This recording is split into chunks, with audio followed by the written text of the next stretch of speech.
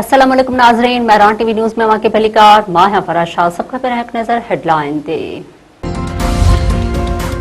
लबनान के हथियारबंद फौज के कमांडर इन चीफ के फील्ड मार्शल सैयद आसिम मुनीर से मुलाकात, गडियल दिलचस्पी के मामलन इलाकाई सिक्योरिटी सूरत हाल और दिफाई ताउन ते ॻाल्हि ॿोल ISPR मूजिब मुलाकात में पाकिस्तान और लबनान की फौज विच में ताउन वधाइण ते इतफाक़ कयो वियो। लबनानी कमांडर इन चीफ ख़िते में अमन लाइ पाकिस्तान के किरदार के साराहियो।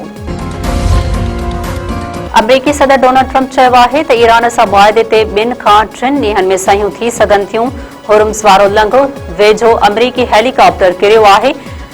ॿई पायलट ख़ैरियत सां आहिनि। उन जी बाज़ाब्ता रिपोर्ट जारी कंदासीं। अमरीकी सदर वधीक चयो आहे त नेतन्याहू ते वाज़े करे छॾियो आहे त जेकॾहिं हिन जंग कई त हू मैदान में अकेलो हूंदो। 5 इलाक़ाई मुल्कनि राब्तो करे इसराइली वज़ीर आज़म मथां दबाव विझण जी दरख़्वास्त कई हुई। कंदरकोट पुलिस पारां बदनाम धाड़ियल मलकज़ार उर्फ मलो बहलकाणी के मुक़ाबले में मारण जी दावा गोसपुर भरिसां ॻुझी इतला ते ऑपरेशन दौरान पुलिस ऐं ॾोहारियुनि विच में फायरिंग जी ॾे वठि। पुलिस तर्जुमान जो चवणु आहे त मुक़ाबले में बदनाम धाड़ियल मलकज़ार उर्फ मलो बहलकाणी मारिजी वियो। धाड़ियल जो लाश हथ करे संदसि कब्ज़े मां हिकु क्लाशनकोफ हथ कई वई। पुलिस तर्जुमान मूजिब मारिजी वियल धाड़ियल मथां क़तल, अग़वाउनि ऐं ॿियनि ॾोहनि जा 70 खां वधीक केस दाख़िल हुआ।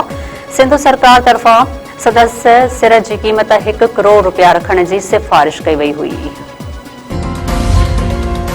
पाकिस्तान पीपल्स पार्टी हुकूमत के बजट लाइ ग्रीन सिग्नल ॾेई छॾियो। वफ़ाक़ी हुकूमत ऐं पीपल्स पार्टी में बजट जे केतिरनि ई तजवीज़ुनि ते इतफ़ाक़।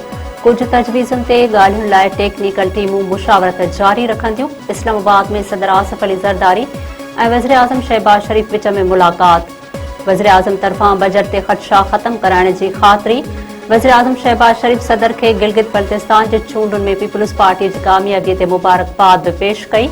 वज़ीर आज़म शहबाज शरीफ़ चयो आहे त नौजवान बिलावल असां खां वधीक बहितर चूंड मुहिम हलाए, जंहिं ते सदर आसिफ अली ज़रदारी जवाब ॾींदे चयो आहे त आख़िर पुट कंहिंजो आहे। PDMA तरफ़ां सिंध में 12 जून ताईं शदीद गर्मी जी अॻकथी हीट व्यू अलर्ट बि जारी।